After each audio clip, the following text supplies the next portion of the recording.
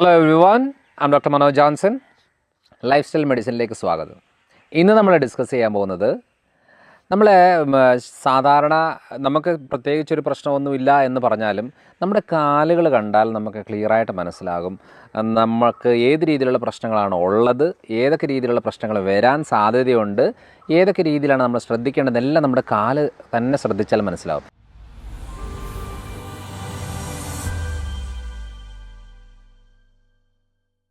അപ്പോൾ ആദ്യം ഈ വീഡിയോ കാണുന്നവർ ശ്രദ്ധിക്കുക. ആദ്യം നമ്മുടെ കാലിൽ ഉണ്ടാകുന്ന കളർ മാറ്റം, നമുക്ക് ഏതെങ്കിലും രീതിയിലുള്ള കളർ മാറ്റം ഉണ്ടോ എന്നുള്ളത് നോക്കണം. കളർ മാറ്റം എന്ന് ഉദ്ദേശിക്കുന്നത് പല രീതിയിലുള്ള കളർ മാറ്റങ്ങളുണ്ടാകും. ആദ്യം ഒരു നല്ല രീതിയിൽ വയലറ്റ് കളർ, ഒരു റോസ് കളറിലേക്ക് കാല് മാറുന്ന രീതിയിലുള്ള കളർ ചേഞ്ചസ് ഉണ്ടോ എന്നാണ് നമ്മൾ നോക്കേണ്ടത്. അതായത് നമ്മുടെ മുട്ടിൻ്റെ താഴോട്ട് ഉള്ള ഭാഗങ്ങൾ, പ്രത്യേകിച്ച് ഈ ആങ്കിൾ ജോയിൻറ്റിൻ്റെ മുകളിലോട്ടും മുട്ടിൻ്റെ താഴോട്ടും പാദങ്ങളിലേക്കുള്ളതാണ് നമ്മൾ ആദ്യം നോക്കേണ്ടത്. അപ്പോൾ റോസ് കളറിലേക്ക് മാറുന്നുണ്ടോ, അതേപോലെ തന്നെ അത് ബ്രൗൺ കളറിലേക്കോ അല്ലെന്നുണ്ടെങ്കിൽ റെഡ് കളറിലേക്കോ ബ്ലാക്ക് കളറിലേക്കോ കളർ മാറ്റമുണ്ടോ എന്നാണ് നമ്മൾ ആദ്യം നോക്കേണ്ടത്. കാരണം 3-4 കാരണങ്ങളിൽ ആ ഒരു പ്രശ്നങ്ങളുണ്ടാകും. അതിൽ ഒന്നാമത്തെ കാര്യം എന്ന് പറയുന്നത് ഇൻറ്റേർണൽ ബ്ലീഡിങ്, അതായത് നമ്മുടെ കാലിൻ്റെ വെരിക്കോസ് പ്രശ്നങ്ങളാണത്. വെരിക്കോസിലെ ക്യാപ്പിലറീസ് എന്ന് പറയും, മെയിൻ വെയിൻ അല്ലാതെ ചെറിയ ക്യാപ്പിലറികളിലൊക്കെ ചെറിയ രീതിയിലുള്ള റപ്ചർ, പൊട്ടൽ, അതായത് നമ്മുടെ വിള്ളൽ പോലെ വന്നേച്ച് അതിൽ നിന്ന് ബ്ലഡ് പുറത്തേക്ക് വരികയും സീരം പുറത്തേക്ക് വരികയും ലിക്വിഡ് പുറത്തേക്ക് വരുന്നതിനനുസരിച്ച് അവിടെ സ്വെല്ലിംഗ് ഉണ്ടാകുകയും കളർ ചേഞ്ചസ് ഉണ്ടാകുകയും ചെയ്യും. അപ്പോൾ ഈ കളർ ചേഞ്ചസ് ഉണ്ടാകുന്നതനുസരിച്ച് നമുക്ക് പല രീതിയിലുള്ള കാര്യങ്ങൾ നമുക്ക് തിരിച്ചറിയാൻ സാധിക്കും. അതായത് ആദ്യം നമ്മുടെ കാല് നല്ല ഷൈനിങ് ആയിട്ടുള്ള സ്കിന്ന് വരുന്നതും, അതേപോലെ തന്നെ അത് റോസ് കളറിലേക്ക് വയലറ്റ് കളറിലേക്ക് മാറുകയും പിന്നെ അത് ബ്രൗൺ കളറിലേക്ക് മാറുകയും പിന്നെ അത് ബ്ലാക്ക് കളറിലേക്ക് മാറുകയും ചെയ്യും. ഇത് ആയി കഴിയുമ്പോഴാണ് നമുക്ക് സ്വെല്ലിംഗ് റിലേറ്റഡ് ആയിട്ടുള്ള നീര് വെക്കുന്ന കാര്യങ്ങളും അതേപോലെ ഇച്ചിങ്, ചൊറിച്ചിലെന്ന് പറയില്ലേ, ഇച്ചിങ് രീതിയിലുള്ള കാര്യങ്ങൾ ഉണ്ടാകും. അപ്പോൾ അത് കഴിഞ്ഞിട്ടാണ് ചിലപ്പോൾ അത് ബ്ലീഡിങ് ആകുകയും പുറത്തേക്ക് പോവുകയും ചെയ്യും. ഇതാണ് മെയിനായിട്ട് നമ്മൾ ഈ കളർ മാറ്റത്തിൽ ശ്രദ്ധിക്കേണ്ട കാര്യം. പിന്നെ ഭൂരിഭാഗം ആളുകളിലുള്ള പ്രശ്നം എന്ന് പറയുന്നത് ഫംഗൽ നെയിൽസ് ആണ്. അതായത് കാലിൻ്റെ വിരലുകളുടെ, അതായത് കൈയുടെ നമ്മൾ കാണുന്നതിനെക്കാട്ടിലും കൂടുതലായിട്ട് വിസിബിൾ ആകുന്ന കാര്യങ്ങൾ, വളരെ ചെറിയ കാര്യങ്ങൾ തന്നെ നമുക്ക് ക്ലിയറായിട്ട് കാലിൽ മനസ്സിലാകും. അതുകൊണ്ടാണ് കാലിൻ്റെ പ്രശ്നങ്ങൾ ഏറ്റവും കൂടുതൽ പറയുന്നത്. കാരണം ഏറ്റവും കൂടുതൽ ഞാൻ ചികിത്സിക്കുന്ന കാലിൻ്റെ പ്രശ്നങ്ങളായതുകൊണ്ടാണ്. അപ്പോൾ അവിടെ ഫംഗൽ നെയിൽസ് ഉണ്ടാകും. ഫംഗൽ നെയിൽസ് എന്ന് പറയുന്നത് ഒന്ന് നമ്മൾ കട്ടിയായിട്ടുള്ള കാലിൻ്റെ നഖങ്ങളായിരിക്കും, പ്രത്യേകിച്ചും നമ്മുടെ ബിഗ് ടോ, തള്ളവിരൽ ആ ഏരിയയിലായിരിക്കും. അല്ലെന്നുണ്ടെങ്കിൽ അവിടെ റിപ്പീറ്റഡ് ആയിട്ട് ഇൻഫെക്ഷൻ വരുന്ന ഒരു കണ്ടീഷനായിരിക്കും. അല്ല എന്നുണ്ടെങ്കിൽ ഒരു ബാഡ് സ്മെല്ല് ആ ഏരിയയിൽ കാണും. അല്ലെന്നുണ്ടെങ്കിൽ നമ്മളെ കുഴിനകം എന്ന് പറയുന്ന രീതിയിലേക്ക് അത് മാറും. അപ്പോൾ ഇതുമായിട്ട് ബന്ധപ്പെട്ട എല്ലാ കാര്യങ്ങളും നമ്മൾ ശ്രദ്ധിക്കേണ്ടത് അവർക്ക് ഫംഗൽ റിലേറ്റഡ് ആയിട്ടുള്ള പ്രശ്നങ്ങൾ, പ്രത്യേകിച്ചും ആമാശയ സംബന്ധമായിട്ട് കുടൽ സംബന്ധമായിട്ടുള്ള പ്രശ്നങ്ങൾ കൂടുതലാകുന്ന അനുസരിച്ച് ആ പ്രശ്നങ്ങളും കൂടാറുണ്ട്. പിന്നെ ഷുഗർ കൂടുന്ന സാഹചര്യം, പ്രമേഹം കൂടുതലായിട്ട് ഉള്ളാവുന്ന സാഹചര്യങ്ങളിൽ നമുക്കൊരു പരിധി കൂടുതൽ അത് കൺട്രോൾ കിട്ടുന്നില്ല എന്നുണ്ടെങ്കിൽ അത് വീണ്ടും ആ പ്രശ്നങ്ങൾ, നമ്മുടെ ഫംഗൽ നെയിൽസിൻ്റെ പ്രശ്നങ്ങൾ കാണാറുണ്ട്. ചില ആളുകളുടെ കാലിൻ്റെ വിരലുകളൊക്കെ വിണ്ട് കീറി പൊട്ടിപ്പോകാറുണ്ട്, ഒരു അളവിൽ കൂടുതൽ വളരുന്നില്ല. അപ്പോൾ വൈറ്റമിൻ ഡിയും കാൽസ്യം മഗ്നീഷ്യം ഇതിൻ്റെ കോമ്പിനേഷൻ്റെ ഡെഫിഷ്യൻസി ആവാനാണ് കൂടുതൽ സാധ്യതകൾ വരുന്നത്. അപ്പോൾ ഓരോന്നും നമ്മൾ നോക്കുമ്പോൾ തന്നെ നമുക്ക് മനസ്സിലാവും എന്താണ് കാര്യം എന്നുള്ളത്. ചില ആളുകളുടെ കാലെന്ന് വെച്ചാൽ ഞാൻ ഏറ്റവും കൂടുതൽ വ്രണങ്ങളാണ്, അതായത് കാലിൻ്റെ വ്രണങ്ങൾ ചികിത്സിക്കുന്ന ഒരാളാണ്. അപ്പോൾ വ്രണങ്ങളുടെ ഭാഗത്തിൽ 3-4 ടൈപ്പ് വരാറുണ്ട്. ഒന്ന് ഷുഗർ കൂടിയിട്ട് കാല് പൊട്ടി വ്രണമാകുന്ന ഒരു രീതിയുണ്ട്.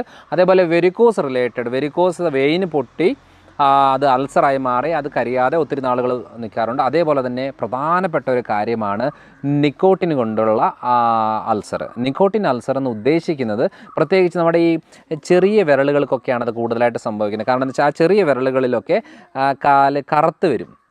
കാല് കറുത്ത് വന്നു കഴിഞ്ഞ് അവിടെ ഇങ്ങനെ പൊടിഞ്ഞു പോകുന്ന രീതിയിലേക്ക് വരാറുണ്ട്. അപ്പോൾ അതാണ് നിക്കോട്ടിൻ റിലേറ്റഡ് ആയിട്ടുള്ള കാര്യങ്ങൾ. അപ്പോൾ നമ്മൾ ഓരോന്നും നോക്കണം, എന്ത് കണ്ടീഷൻ കൊണ്ടാണ് എനിക്ക് ഈ പ്രശ്നം എന്നുള്ളത് നമുക്ക് ഈ വീഡിയോ കാണുമ്പോഴേ മനസ്സിലാവും.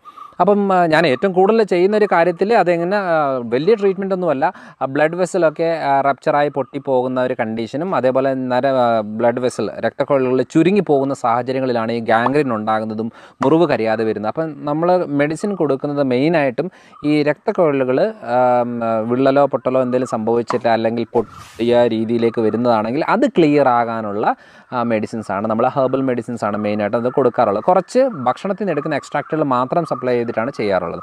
അതേപോലെ തന്നെ രക്തക്കുഴലുകൾ ചുരുങ്ങി പോകുമ്പോഴാണ് നമുക്ക് ഏറ്റവും കൂടുതൽ പ്രമേഹ സംബന്ധമായിട്ടുള്ള ബുദ്ധിമുട്ടുകൾ. അതായത് ഒത്തിരി ആളുകൾ ശ്രദ്ധിക്കാറുണ്ട്, കാല് ഫുള്ള് പുകച്ചിലാണ്, എപ്പോൾ നോക്കിയാലും പുകച്ചിലാണ്. നമ്മൾ തീയിൽ വെക്കുന്ന രീതിയിലുള്ള പുകച്ചിലുണ്ടാകുക എന്ന് പറയുന്നത് ന്യൂറോളജിക്കൽ പ്രശ്നമാണ്. അതേപോലെ ചില ആളുകളിൽ പറയാറുണ്ട്, ഞാൻ പുറത്ത് പോയിട്ട് വീട്ടിൽ വരുമ്പോഴത്തേന് എൻ്റെ ഒരു ചെരുപ്പ് എവിടെ പോയെന്ന് ഞാൻ അറിഞ്ഞിട്ട് പോലുമില്ല. കാരണം ചെരുപ്പ് തെന്നിപ്പോയാൽ പോലും അറിയാത്തൊരു സാഹചര്യം പല ആളുകൾ. ഇപ്പോൾ വേണമെങ്കിൽ ചെക്ക് ചെയ്താൽ മതി. നമുക്ക് വേറൊരാളോട് പറയുക, നമ്മൾ കണ്ണടച്ച് നിൽക്കുക, എന്നിട്ട് വേറൊരാൾ അവർ ഏതെങ്കിലും ഈ കാലിലെ 5 വിരലുകളിൽ ഏതെങ്കിലും ഒരു വിരലിൽ ഇങ്ങനെ ടച്ച് ചെയ്തിട്ട് ഞാൻ ഏത് വിരലാണ് ടച്ച് ചെയ്തതെന്നൊന്ന് പറയാവോ എന്ന് നമ്മളോട് ചോദിക്കണം. അപ്പോൾ അങ്ങനെ ആകുമ്പോൾ നമ്മളത് കറക്റ്റായിട്ട് ഓക്കെ തള്ളവിരലാണ്, തള്ളവിരലിൻ്റെ സൈഡിലുള്ളതാണ്, അല്ലെങ്കിൽ ചെറുവിരലാണ്, നമ്മൾ കറക്റ്റായിട്ട് പറയാൻ സാധിക്കുകയാണെന്നുണ്ടെങ്കിൽ നമുക്ക് ന്യൂറോളജിക്കൽ പ്രോബ്ലം ഇല്ലെന്നുണ്ടെങ്കിൽ ന്യൂറോപ്പത്തി കണ്ടീഷനാണ്. അതിന് നമ്മൾ പെട്ടെന്ന് ട്രീറ്റ്മെൻറ്റും കാര്യങ്ങളും ചെയ്തില്ലെന്നുണ്ടെങ്കിൽ നമുക്ക് പിന്നെ അവിടെ മുറിവായാലും അറിയത്തില്ല, ആണി കൊണ്ടു കയറിയാലും അറിയത്തില്ല, ചെരുപ്പ് ഊരി പോയാൽ അറിയത്തില്ല, ഒരു കാര്യവും നമുക്ക് മനസ്സിലാകത്തില്ല. പല സാഹചര്യങ്ങളിലും നടക്കുന്ന വഴിയിൽ കല്ലൊക്കെ ടച്ച് ചെയ്തിട്ട് നഖം വരെ പറഞ്ഞു പോകുന്ന രീതിയിൽ വന്നാലും നമ്മൾ അറിയത്തില്ല. അപ്പോൾ അങ്ങനെ വരുമ്പോൾ എന്താണ്, അവിടെ ബാക്ടീരിയ ഗ്രോത്ത് ഉണ്ടാകുകയും നമ്മളെ കാലിലെ വിരലുകളൊക്കെ മുറിച്ച് മാറ്റേണ്ട ഒരു രീതിയിലേക്ക് പോകുന്നത് ഇതുമായിട്ട് ബന്ധപ്പെട്ടാണ്. അപ്പോൾ അത് നമ്മൾ ശ്രദ്ധിക്കേണ്ടത്, കാലിൽ ഫംഗൽ നെയിൽസ് ആയാലും നഖത്തിൻ്റെ പ്രശ്നങ്ങളായാലും പൊട്ടലായാലും മുറിവുകളായാലും ഏതായാലും അത് ഈ ഒരു രീതിയിലാണ് നമ്മൾ നോക്കേണ്ടത്.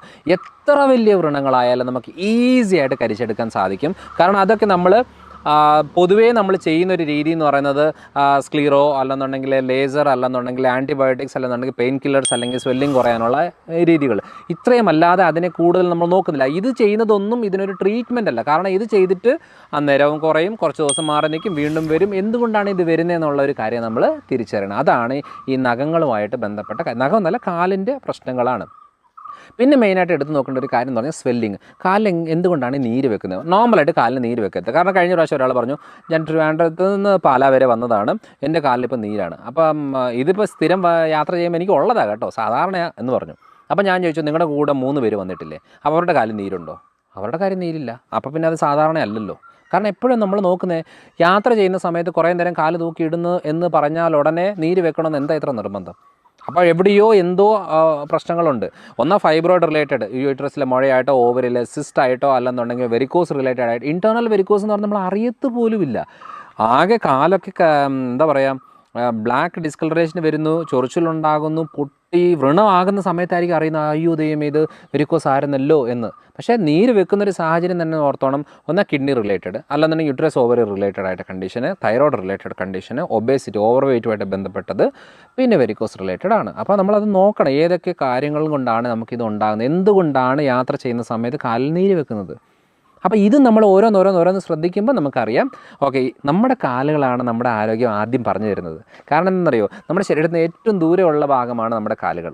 ആ കാലുകളിലേക്ക് ചെറിയ വേരിയേഷൻസ് വരുമ്പോഴത്തേനും അവിടം വരെ അതിൻ്റെ ചേഞ്ചസ് വരണമെന്നില്ല. കാരണം ബോഡി സാധാരണ എല്ലാം മാനേജ് ചെയ്യാൻ നോക്കും. പക്ഷേ കാലുകളിലേക്ക് ദൂരോട്ട് പോകുന്നതനുസരിച്ച് മാനേജ് ചെയ്യാൻ ബുദ്ധിമുട്ടുള്ളത് കൊണ്ട് എന്ത് ചെയ്യുമെന്ന് പറഞ്ഞാൽ അവിടെയാണ് ഈ ആദ്യ സിംറ്റംസ് ഒക്കെ കാണിക്കുന്നത്. അപ്പം നോക്കിക്കോണം, മസിലൂറിൻ്റെ കയറ്റം, പുകച്ചിൽ, മരവിപ്പ്, അതേപോലെ നമ്മുടെ നഖങ്ങൾ വിണ്ട് കീറി വരുന്നത്, പൊടിഞ്ഞു പോകുന്നത്, ഫംഗസ് ഉണ്ടാകുന്നത്, വിരലുകളിങ്ങനെ ചുരുങ്ങി പൊടിഞ്ഞു പോവുക, അത് നിക്കോട്ടിൻ റിലേറ്റഡ് ആണ്. ഉപ്പൂറ്റിയുടെ ഭാഗത്തും വിരലിൻ്റെ ഭാഗത്തും പാദത്തിൻ്റെ ഭാഗത്തൊക്കെ വ്രണങ്ങളുണ്ടാകുന്നത് രക്തക്കുഴലുകളിലെ പ്രശ്നങ്ങളാണ്. രക്തക്കുഴലുകളിൽ ബ്ലോക്കുകൾ ഉണ്ടാകുന്നത് പ്രമേഹ പ്രശ്നങ്ങളും, ഈ കാര്യങ്ങളെല്ലാം ഇതിൻ്റെ ഭാഗമാണ്. Varicose related. ഇത്രയും കാര്യങ്ങൾ നമുക്ക് കാല് മാത്രം ശ്രദ്ധിച്ചാൽ മനസ്സിലാവും. അപ്പോൾ ഈ പ്രമേഹം കൺട്രോളിലാണെന്ന് അറിയാൻ നമ്മൾ ചോദിക്കുക പോലും വേണ്ട, കാല് ശ്രദ്ധിച്ചാൽ മതി. അപ്പോൾ ഞാൻ എല്ലാ ആളുകളുടെ അടുത്തും എൻ്റെ ക്ലിനിക്കിൽ വരുന്ന എല്ലാ ആളുകളോടും പറയുന്നൊരു മെയിൻ കാര്യം എന്ന് പറയുന്നത്, അവരെന്ത് പറഞ്ഞാലും കാലൊന്ന് കാണിച്ചേ എന്നാണ് പറയുന്നത്. കാല് കറക്റ്റായിട്ട് നോക്കിക്കഴിഞ്ഞാൽ നമുക്ക് മനസ്സിലാവും ഏത് രീതിയിലുള്ള പ്രശ്നമാണ് ഇവർ കൂടുതലായിട്ട് ശരീരത്തെ ബാധിച്ചേക്കുന്നത്.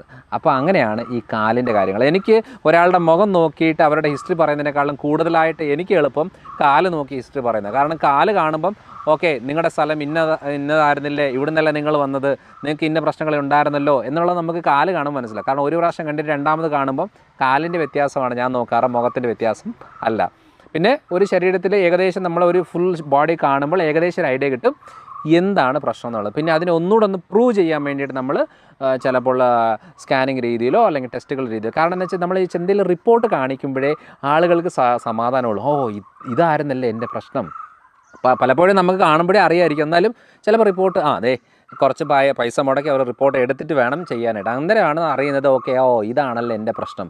അപ്പോൾ എന്നാന്ന് പറയുക, എത്ര കടുംപിടുത്തം പിടിച്ചിരിക്കുന്ന ആഹാര രീതി എനിക്ക് മാറ്റാൻ പറ്റത്തില്ല എന്ന് വിചാരിക്കുന്ന ആൾക്കാരൊക്കെ ഈസി ആയിട്ട് ഈ റിപ്പോർട്ടും കാണുമ്പോഴൊക്കെ ഓക്കെ എൻ്റെ രോഗം എനിക്ക് മനസ്സിലായി എന്ന രീതിയിൽ വന്നിട്ട് അതിന് മാറ്റത്തിനായിട്ട് അവരുടെ പിന്നെ പുറകെ നടന്ന് പറയേണ്ട ആവശ്യമില്ല, അവർ തന്നെ അങ്ങ് ശ്രദ്ധിച്ച് പൊക്കോളും. അപ്പം വ്രണങ്ങളായാലും ഈ കാലിൻ്റെ ഏത് രീതിയിലുള്ള പ്രശ്നങ്ങളായാലും നമുക്ക് നിസ്സാരമായിട്ട് ക്ലിയർ ആക്കാൻ സാധിക്കുന്ന ഒരു കാര്യമാണ്. അതിന് കറക്റ്റ് ടൈമിന് കറക്റ്റ് രീതിയിലുള്ള ട്രീറ്റ്മെൻറ്റ് മാത്രം എടുത്താൽ മതിയാകും. അപ്പോൾ എന്തായാലും അടുത്ത തവണ അടുത്തൊരു വീഡിയോ ആയിട്ട് വരാം.